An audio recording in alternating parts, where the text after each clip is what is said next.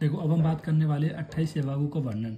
देखो ये कब कराते हैं, जब भी आपने पंचकर्म कराया, पंचकर्म कराने के बाद आपकी बॉडी अगर कमजोर हो जाती है या थकावट हो जाती है या आपकी अग्नि मंद हो जाती है, कोई भी अगर उनमें से कोई भी कारण होता है तो उन कारण में हम क्या कराते हैं, यवागु का सेवन कराते हैं। देखो पंचकर्म में 5 चीजें आती है, शिरोविरेचन, वमन, विरेचन, वमन हो गया, विरेचन हो गया और वस्तीज हो गई, 2 प्रकार की वस्ती हो गई। अगर इनमें से कोई भी आप प्रोसेस कराते हो और आपकी बॉडी अग्नि मंद हो जाए, अग्नि में दर्द मतलब आपकी बॉडी में दर्द हो या आपका पेट मोटे हो जाए, पतले हो जाए, कोई भी इनमें से प्रोसेस आती है तो उनमें से उनके अनुसार आप यवागु का सेवन कराते हो। जैसे पहला होता है शूलनाशक यवागु। शूलनाशक यवागु आप कब यूज़ करते हो, जो अग्नि दीपक करने के लिए, यानी कि जब भी आपकी जो बॉडी की जो अग्नि है वो मंद हो गई है। जैसे मान लो आपने अभी सेवन कराया वमन का, और अभी आपने कह रहा है कि पंचकर्म में वमन कराया, वमन कराने के बाद जो आपकी अग्नि है वो मंद हो गई, और अग्नि मंद होने की वजह से आपको एक यवागु का सेवन कराना पड़ेगा, जो कि शूलनाशक यवागु। ये करेगा कि आपकी अग्नि को फिर से बढ़ा देगा ताकि आपको जो पाचन है वो अच्छे से हो सके। इसलिए आपको देखो पंचकर्म कराने से पहले पूर्व कर्म और पश्चात कर्म बहुत कराने जरूरी है। आप डायरेक्टली पंचकर्म नहीं कर सकते हो, पंचकर्म कराने से पहले आपको पूर्व कर्म कराना पड़ेगा और पश्चात कर्म कराना पड़ेगा। देखो जब हम बात कर रहे हैं अपने पूर्व कर्म की, तो पूर्व कर्म में क्या होगा, स्नेह शोधन कराते हो, पश्चात कर्म में हम यवागु का सेवन कराते हैं। जनरली आप आर का भी करा सकते हो और यवागु को करा सकते हो, ठीक। यानी कि आप किसी भी पेशेंट में डायरेक्टली पंचकर्म नहीं करा सकते हो। ऐसा नहीं कि आओ भाई पेशेंट कोई आया चलो पंचकर्म कराओ, वमन करा, अच्छा कब बढ़ रहा है वमन करा दो, अच्छा पित्त बढ़ रहा है विरेचन करा दो। ऐसा नहीं होता है, आपको प्रोसेस करनी पड़ती है, ठीक है। पंचकर्म कोई एक दिन का कोई प्रोसेस नहीं है, आपको कई दिन भी लग सकते हैं। जैसे किसी में अगर आपको पेशेंट में वमन कराने के लिए कई दिन तक आपको स्नेहन का भी सेवन कराना पड़ सकता है, यानी घी का भी सेवन कराना पड़ सकता है, तब जाके कह रहे हैं कि आप पंचकर्म उसमें कराओगे, ठीक। वो आगे आगे आपको पता लगता रहेगा कि इस प्रकार से पंचकर्म होता है, पंचकर्म में वमन कैसे होता है, विरेचन कैसे होता है। अभी आपको चीज़ों को बेसिक क्लियर करना है, ठीक है। तो जैसे कि आपने मान लो वमन कराया, वमन कराने की वजह से आपकी जो बॉडी की अग्नि है वो क्या होगा, मंद हो गई, और बॉडी की अग्नि मंद होने की वजह से आप क्या कराओगे, यवागु का सेवन कराओगे। और अग्नि को बढ़ाने के लिए आप कौन से यवागु सेवन कर रहे हैं यहाँ पर, शूलनाशक यवागु का, ठीक है। जिनमें कौन से द्रव्य का आप यूज करते हो अग्नि बढ़ाने के लिए, पंचकोल का, ठीक। पंचकोल में क्या आती है, 5 चीजें आती है, पिपली, पिपरमूल, चव्य, चित्रक और सौठ। पिपली, पिपरमूल, चव्य, चित्रक, सौठ, ठीक है। इस तरह से आप याद रख सकते हो। इसकी जो मैंने याद की थी वो ट्रिक बनाई थी पीसीएस से क्या याद रखेगा, देखो 2 होते हैं पीसे, पिपली और पिपरमूल, सी से भी 2 होते हैं, चव्य और चित्रक, ऐसे क्या हो जाता है सौठ को हम नागर भी बोलते हैं। तो 5 कुल द्रव्य अगर आपको याद हो जाएंगे तो शूलनाशक यवागु भी आपको अपने आप याद हो जाएंगे, ठीक है। इनको चाहे तो ट्रिक से कर लेना, डायरेक्टली आप पंचकुल द्रव्य को यूज याद कर सकते हैं, क्योंकि ये सब पंचकुल द्रव्य हो गए, 10 मूल हो गए, लघु पंचमूल हो गए, बृहति पंचमूल हो गए, ये सब आपको पढ़ने ही पढ़ने हैं, अभी नहीं तो आगे जाके पढ़ने ही पढ़ने हैं, ठीक है। फिर हम बात करते हैं पाचनी पेय, ठीक। पाचनी पेय का आप कब यूज कराते हैं, देखो मान लो आपने वही वाली बातें रिपीट होंगी बार बार यही रिपीट होंगे कि आपने पंचकर्म कराया, मान लो आपने विरेचन कराया, और विरेचन कराने के बाद अगर आपको मल को बांधना है, भाई आपने विरेचन कराया मतलब लूज मोशन करा दिया, उस कराने के बाद अब उसको बांधने का जो कार्य कराएगा वो कौन सा यवागु कराता है, वो होता है पाचनी पेय, ठीक। पाचनी पेय, ठीक। मल को बांधने के लिए आपको यूज कराते हैं पाचनी पेय, जिसमें आप दही का सेवन करा सकते हो, बिल्म का सेवन करा सकते हो, चाडंगेरी का सेवन करा सकते हो, तकर का सेवन करा सकते हो और दाड़िम का सेवन करा सकते हो। मैंने जो याद किया था मैंने इस तरह से बना ली थी, ये तो मार्कर ही नहीं चल रहा ना, TBCDD, देखो यहाँ पर B सही है, C सही है, D नाम तो सेम, बस A होता तो ABCD बन जाता है, तो BCDD इस तरह से, ठीक है। तो यहाँ पर क्या है, T से क्या हो जाएगा हमारा तकर हो जाएगा, B से क्या हो जाएगा बिल्ब हो जाएगा, ठीक है, और C से क्या हो जाएगा हमारे पास चाडंगेरी हो जाएगा, D से क्या हो जाएगा दाड़िम हो जाएगा, और एक D से क्या हो जाएगा दही हो जाएगा, ठीक है। अगर आपको जरूरी नहीं 5 नाम ही आप लिखो, 3 भी लिख सकते हो, 2 भी लिख सकते हो, 4 भी लिख सकते हो। अगर कोई क्वेश्चन में पूछा जाए, ठीक है, या आपसे बोल दिया जाए यवागु को वर्णन करो, आपको जितने नाम आ रहे हैं आप यूज कर सकते हो, ठीक है। फिर हम बात करते हैं वातज अतिसार के लिए। अब वातज अतिसार के लिए आप किसका सेवन करते हो, लघु पंचमूल का। लघु पंचमूल के अंदर क्या आते हैं, देखो लघु पंचमूल के अंदर आते हैं, मैं नाम बोल रहा हूँ आप लिख लेना। पहला होता है कंटकारी, दूसरा बृहति, तीसरा सालपर्णी, चौथा प्रश्नपर्णी और 5वां आता है गोखुर। तो इन 5 नाम को आप याद कर लेना, कंटकारी, बृहति, सालपर्णी, प्रश्नपर्णी और गोखुर, ठीक। गोक्षुर होता है शायद, गोक्षुर है, ठीक है। तो ये लघु पंचमूल के अंदर आते हैं। फिर हम बात करते हैं, देखो आप कैसे याद कर सकते हैं इसको, कि वातज अतिसार के अंदर लघु पंचमूल होता है, ठीक। मैंने कुछ इस तरह से याद किया था कि जो वात होता है ना, जो वात का जो गुण कैसा होता है, लघु होता है। तत्तर रूक्षो, अगर आपने श्लोक पढ़ा होगा, तत्तर रूक्षो लघु गुण शीत खरा सूक्ष्म चलो अनीला, ठीक है, उसका गुण होता है, ये वात का ही तो गुण होता है।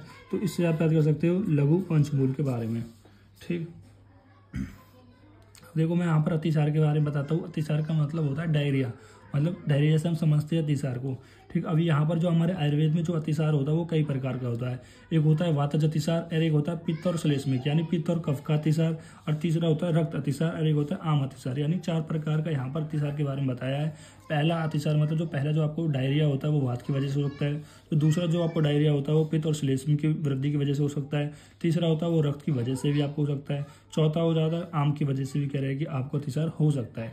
जैसे हमने पहला देखा, अगर आपको वातज अतिसार हुआ है तो आपको लघु पंचमूल का यूज़ करना पड़ेगा। लघु पंचमूल मैंने आपको बता दिया, कंटकारी, बृहति हो गया, अब सालपनी, प्रशनपनी और गोखूर आप इनका सेवन करा दोगे। ठीक, फिर आता है पित्त श्लेष्मिक अतिसार पेय। अगर पित्त श्लेष्मिक वजह से अतिसार हुआ है तो उसमें आप किसका यूज़ कराओगे? प्रशनपनी और सालपनी। प्रशनपनी, सालपनी और भी बहुत सारे नाम है, मैंने 2 ही किए। क्यों यूज़ किए? तो इसी नाम से याद हो जाते हैं। जैसे कि पी से क्या हो जाता है? पी से क्या हो जाएगा? पित्त। पी से क्या हो जाएगा? प्रशनपनी। देखो यहाँ पर पी आ रहा है ना, इससे प्रशनपनी याद रख लूंगा और एस से मैं सालपनी याद रख लूंगा। तो इस वजह से मैंने याद कर लिया। देखो पहला मैंने जो याद किया पी से याद किया, सुलनाशक या वागु। पाँचवीं पिया मैंने किससे याद किया? बीसीडी से याद किया। वातज अतिसार, देखो वात का जो गुण होता है तत्र होता है, रूक्ष होता है, लघु होता है, तो लघु से लघु पंचमूल याद कर लिया। और भी पित्त श्लेष्मिक की वजह से प्रशनपनी और सालपनी मैंने याद कर लिया। फिर हम बात करते हैं रक्त अतिसार घनी पेय। मतलब अगर रक्त की वजह से अगर आपको अतिसार हुआ है तो उसमें आप किस चीज़ को पेय करोगे, मतलब सेवन करोगे?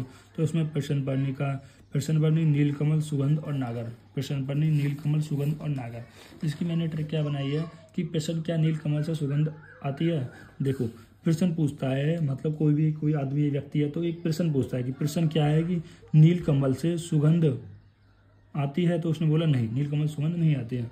एक प्रश्न क्या है कि प्रश्न ये है कि नीलकमल से सुगंध आती है, तो उसने बोला नहीं आती है। तो इस तरह से मैंने याद किया है कि अब जो नीलकमल होता है वो कैसे कलर का होता है? रक्त कलर का होता है, मतलब करीब करीब लाल कलर के वर्ण का होता है। इस तरह से मुझे याद रह जाए कि जो प्रश्न क्या नील से सुगंध आती है वो किसके अंदर आ जाएगा?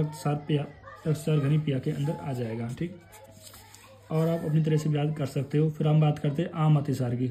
आम अतिसार का मतलब होता है शरीर के विष की वजह से, मतलब शरीर का विष का मतलब ये है कभी कभी जो फूड का पॉइजनस हो जाता है, पॉइजनिंग होने की वजह से भी कह रहे हैं कभी कभी आपको डायरिया हो जाता है, डायरिया लग जाता है।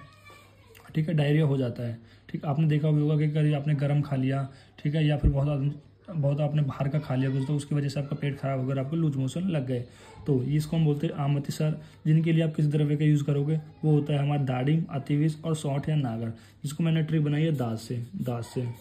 ठीक, डी से डाडिम, ए से अतिविष और ऐसे क्या हो जाएगा सौंठ, जिसको हम नागर बोलते हैं। मिक्स करके आपको इनका यूज़ करना है तो आपका आम अतिसार ठीक हो जाएगा।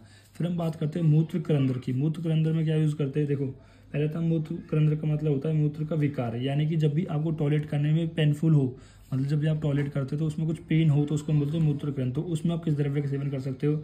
गोखुर, कंटकारी, फानित, इन सबको मिक्स करके पेय बना सकते हो, इनका सेवन कर सकते हो। ये कब होंगे? ये देखो मैं आपको डायरेक्टली बता दूँ, पर आपको याद रखना है ये कब होंगे, जब भी आप पंचकर्म कराते हो। तो पंचकर्म कराने के बाद अगर आपको कोई भी प्रॉब्लम आती है, जैसे कोई अतिसार हो जाता है या फिर आपको यूरिन करने में कोई प्रॉब्लम आती है, ठीक है, तो इन सब में आप क्या कराओगे? यवागु को सेवन कराओगे। यानी कि जब भी आप कोई आपके पास पेशेंट आता है तो उसमें पहले आप पूर्व कर्म कराओगे, स्नेह स्वेदन कराओगे। पंचकर्म के अंदर उन 5 कर्म में से कोई भी कर्म करा सकते हो, उनके उस अकॉर्डिंग, मतलब जो भी दोष की वृद्धि हो रही है उसको शांत करने के लिए उसके अनुसार आपको कह रहा है पंचकर्म कराना है। और उसके बाद आपको यवागु का सेवन करना है। यवागु का सेवन उसके लक्षण के अनुसार करना है, वो देखना है कि उसमें किस प्रकार की प्रॉब्लम आ रही है, कहीं ऐसा तो नहीं है इसको यूरिन करने में कह रहा पेनफुल है, आपको सब एग्जामिन करना पड़ेगा। ठीक है, ऐसे आयुर्वेद इतना आसान नहीं है। ठीक है, आयुर्वेद बहुत कॉम्प्लेक्स है। अगर आपको चिकित्सा के बेसिस पे करें, डायरेक्टली अगर नहीं कर सकते, क्योंकि आपको बहुत चीज़ें देखनी पड़ती है। ठीक है, अब देखो मूत्र के अंदर में क्या होगा, मूत्र के अंदर आपको देखना पड़ेगा कि देखो कहीं ऐसा तो नहीं है इस पेशेंट में कह रहे हैं कि पंचकर्म कराने के बाद उसके यूरिन में दिक्कत आ रही हो, या उसका अतिसार हो गया हो, या उसको मल नहीं रुक रहा हो, आपने विरेचन कराया और मल अब रुक ही नहीं रहा हो, तो या फिर उसमें जो अग्नि है वो उसकी मंद हो गई हो भ्रमण कराने पर, तो उन सब के लिए कौन सी सेवाओं का वर्णन करना पड़ेगा। ये आपको एक एज ए डॉक्टर आपको ये सब चीज़ देखनी पड़ेगी। ठीक है, और उनके अनुसार ही आपको यवागु को सेवन कराओगे। फिर आता है कृमिनी। अब कृमिनी यवागु में क्या होता है? देखो कृमिनी यवागु में हम पेपरमूल, मरीच और सिगरू और तकर का यूज़ करते हैं। ठीक है, किसका? पेपरमूल, मरीच, सिगरू और तकर का यूज़ किए थे। फिर पिपासा में हम क्या यूज़ करते हैं? शीत द्रव्य। जितने भी शीत द्रव्य होते हैं उसमें हम यूज़ करते हैं। देखो पिपासा में जनरली होता क्या, हमारे बॉडी के अंदर पित्त बढ़ जाता है, और पित्त को शांत करने के लिए हम कैसे द्रव्य का यूज़ करते हैं? शीत द्रव्य का यूज़ करते हैं। फिर हम बात करते हैं विषनाशक।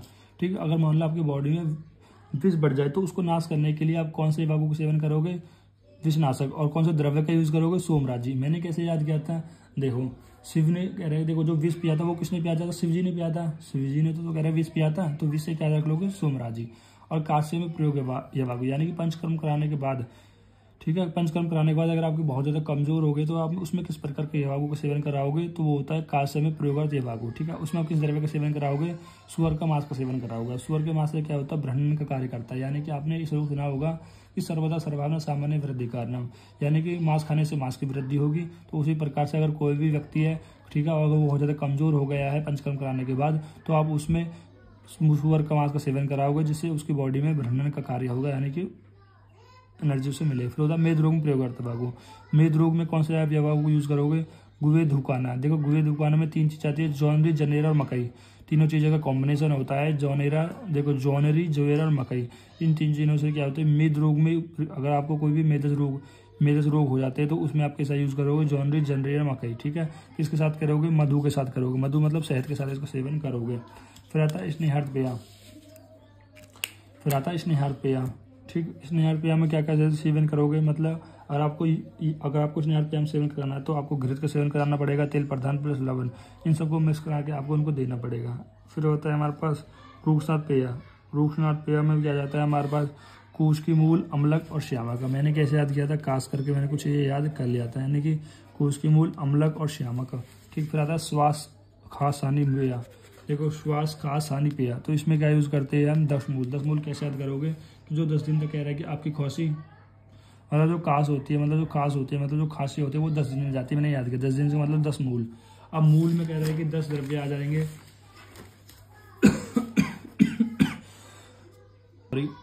देखो अब मूल में क्या आ जाएंगे हमारे पास? 10 द्रव्य आ जाएंगे। अब देखो ये 10 द्रव्य कौन कौन से होते हैं? जो मैंने आपको वस्ती के अंदर पढ़ाए थे ना, कि पाटला पढ़ाया था, अग्निमंड पढ़ाया था और श्यामिका पढ़ाया था, शायद श्यामिका ऐसी था कुछ। ये 3 ही पढ़ाए थे। ये 3 इसलिए पढ़ाए थे क्योंकि तीनों बेस्ट होते हैं और इनमें से जो बेस्ट होता है वो पाटला होता है। ठीक है, लेकिन हम वस्ती में 10 मूल द्रव्य का यूज कर सकते हैं, जो कि होते हैं 10 मूल द्रव्य के नाम होते हैं पाटला, अग्निमंद, श्योनाक, बिल्व, काशमरिया, शालपर्णी, प्रशनपर्णी और निधि एक होता है निधि गिधुआ, ऐसा ही कुछ नाम होता है, आप देख लेना, मुझे याद नहीं है अच्छे से। एक होता है बला और एक होता है स्वदृष्टा। सो देखो स्वदृष्टा को यहाँ पर गोखुर भी बोलते हैं। ठीक है, गोखरू, हाँ गोखरू भी बोलते हैं। ठीक, अब ये इन्हें 10 मूल द्रव्य क्यों कहते हैं? क्योंकि इन द्रव्य की, ये भी जो द्रव्य है ना, ठीक है, उनकी क्या यूज होती है? इनकी मूल यूज होती है, मतलब इनकी प्लांट, मतलब जो प्लांट होता है उनकी जो मूल यूज होती है। ठीक है, तो इसलिए यहाँ पर इनको 10 मूल द्रव्य कहा जाता है, जो किसमें यूज होते हैं? श्वास में। ठीक है, मतलब खांसी में। तो मैंने कैसे याद किया? जो खांसी है, जो श्वास है, काश है, वो 10 दिन में जाती है, तो मैंने इस तरह से याद किया था। तो होता है पक्वास सूल। पक्वास मतलब इंटेस्टाइन सूल, यानी कि अगर आप ये पंचकर्म कराते हो और पंचकर्म कराने के बाद अगर आपके पकवासे में सूल होता है, पेन होता है, तो आप उसमें यमक का सेवन कराते हो। यमक में कौन कौन से द्रव्य आते हैं? उसमें घृत प्लस तेल आता है, चावल आता है और मदिरा मिश्रित। इन सब का सेवन कराने से क्या कहते हैं? पकवासे में जो सूल होता है वो सही हो जाता है। फिर होता है सारक। देखो यहाँ पर 2 चीज आती है, एक सारक आता है, एक भेदनी आती है। एक सारक आता है, भेदनी आती है। देखो एक सारक और भेदनी। सारक में हम क्या करते हैं? देखो सारक और भेदनी को समझने से पहले आप समझो कि मान लो अगर किसी भी पेशेंट को क्या होता है? कॉन्स्टिपेशन होता है। ठीक, कॉन्स्टिपेशन हो रहा है। कॉन्स्टिपेशन का मतलब ये है कि जो इसका बॉडी का जो स्टूल है, ठीक है, वो बाहर नहीं निकल रहा है। ठीक है, मतलब एनएस के थ्रू वो बाहर नहीं निकल रहा है, वो आपके जो इंटेस्टाइन है वो उससे चिपक गया है, तो उसको हम बोलते हैं कॉन्स्टिपेशन। तो इस कॉन्स्टिपेशन में हम मल को बाहर निकालने के लिए 2 प्रोसेस का यूज करते हैं। एक होते हैं हमारे पास सारक, जो यहाँ पर लिखा हुआ है सारक, और दूसरी होती है भेदनी। ठीक, भेदनी यहाँ पर अच्छे से मैंने लिखा नहीं है, आप समझ जाना, एक सारक है, एक भेदनी है। अब दोनों कैसी होती है? रेचक। रेचक का मतलब होता है कि मल को बाहर निकालना। दोनों ही क्या करती है? मल को बाहर निकालती है। जो सारक होता है वो नॉर्मली मल को बाहर निकालता है, लेकिन जो भेदनी, जैसे इसके नाम से क्लियर है, भेद गए, यानी कि जो आपकी जो इंटेस्टाइन में जो ये गोदाम में, मतलब जो स्टूल होता है वो चिपका हुआ होता है, तो उसको तोड़ तोड़ के जो निकालता है उसको हम बोलते हैं भेदनी। ठीक है, दोनों ही करते क्या? मल को बाहर निकालता है, ये नॉर्मली निकालता है, लेकिन जो भेदनी होता है वो मल को ब्रेक करके बॉडी के अंदर से बाहर निकालता है। ठीक, तो सारक में क्या होता है? मल, ये भी क्या करता है? मल को बाहर निकालता है बॉडी में, जिसमें आप किस किस द्रव्य का सेवन कर सकते हो? साग का, मांस का, तिल का और उड़द का। और गृह यवागु में कह रहा है ये क्या करता है? गृह यवागु करती है मल को बांधने का कार्य। जो गृह यवागु होती है वो मल को बांधने का कार्य करती है, यानी कि जब भी आपको लूज मोशन लग गया है, ठीक है, या बहुत ज़्यादा मल निकल गया बॉडी से, उसको बांधने का कार्य कराने के लिए आपको जामुन और आम की गुठली का सेवन करना है, खट्टी कैद का और बेलपत्र का अगर आप सेवन कर सकते हो तो। ठीक है, तो इनसे क्या हो जाता है, आपको जो मल है उनको बांधने का जो कार्य करती है। फिर आता है भेदनी। भेदनी जैसे मैंने आपको बताई है, मल को तोड़ तोड़ कर जो बाहर निकालता है उसको हम भेदनी बेलते हैं, जिसमें व्यक्षवार का, चित्रक का, हींग का और अमलवेद का यूज कर सकते हैं। फिर आता है वात अनुलोम निवागु। वात अनुलोम निवागु को मतलब होता है, देखो जो नॉर्मली जो हमारी वायु डायरेक्शन होती है वो नीचे की तरफ होती है, उस नीचे की तरफ वायु की वजह से आप जो कह रहे हैं कि जो गैस पास करते हो या फिर मूत्र का त्याग करते हो, मल का त्याग करते हो, वो आप अपनी अपान वायु की वजह से कर पाते हो। जो नॉर्मली जो वात की डायरेक्शन होती है वो इस प्रकार से होती है। कभी कभी क्या होती है, जो वात की डायरेक्शन होती है जैसे अपान वायु हो गई, वो अपान वायु डायरेक्शन नीचे की तरफ ना होकर किससे हो गई, ऊपर की ओर हो गई, तो उसको फिर से नीचे की ओर करने के लिए कह रहे हैं आप क्या यूज़ कर सकते हो, वात अनुलोम निवागु को यूज़ कर सकते हो, जिसमें आप हरड़ का यूज़ कर सकते हो, पिपली मूल का यूज़ कर सकते हो और शॉर्ट का यूज़ कर सकते हो। ठीक है, फिर उसके बाद आ जाता है हमारे पास घृत व्यापद प्रयोगार्थ निवागु। घृत व्यापद में प्रयोगार्थ निवागु, जिसमें तकर का सेवन, तकर का मतलब होता है छाछ से निवागु का सेवन कर सकते हो। तेल व्यापद में प्रयोगार्थ निवागु में कह रहे हैं छाछ प्लस तिल की खली का यूज कर सकते हो। विषम ज्वर ग्रहणी पेय में आप गौ के मांस रस, सिद्ध पेय प्लस आंवला का सेवन आप कर सकते हो। फिर आता है कह रहे हैं कंठकारी, कंठ रोगधनी जवागु में कह रहा है या प्लस घृत प्लस तेल प्लस भूना प्लस पिपली प्लस आमल प्लस क्वाथ का यूज कर सकते हो। शुक्र व स्रोतस को सूल संनाथ, मतलब अगर शुक्र व स्रोतस में अगर आपका सूल है, पेन हो रहा है, तो आप इसमें ताम्रचूड़ रस, ताम्रचूड़ रस का मतलब होता है जो मुर्गे का मांस रस होता है, मतलब जो मुर्गे के जो मांस रस होता है उससे जो बनाया गया यवागु उसका सेवन कर सकते हो। अगर आपको वीर्य बढ़ाने के लिए कह रहा है घृत प्लस दूध प्लस बनाएगी उड़द की दाल के साथ सेवन कर सकते हो। मद रोग में कह रहे हैं प्रयोग करते यवागु आप पोहे की साग प्लस दही का यूज कर सकते हो। और क्षुधानाशक यवागु में मतलब अगर आपकी भूख का नाश हो गया तो भूख को बढ़ाने के लिए आप अमोमार के बीज की खिचड़ी प्लस दूध प्लस गोरस का सेवन यूज कर सकते हो। आई थिंक आपको चैप्टर अच्छे से क्लियर हुआ होगा। मैंने वीडियो थोड़ी ज़्यादा ही बड़ी बना दी है, लेकिन आपको मैंने पूरी चीज़ों को समझाने की कोशिश की है। अगर आपको कोई चीज़ समझ में नहीं आई है तो आप मुझे मैसेज कर सकते हो, ठीक, कमेंट में आपको बताने की पूरी कोशिश करूँगा। और आप मेरे चैनल को सब्सक्राइब कर लिए और ज़्यादा से ज़्यादा दोस्तों को शेयर कीजिए ताकि मुझे मोटिवेशन मिल सके। Thank you.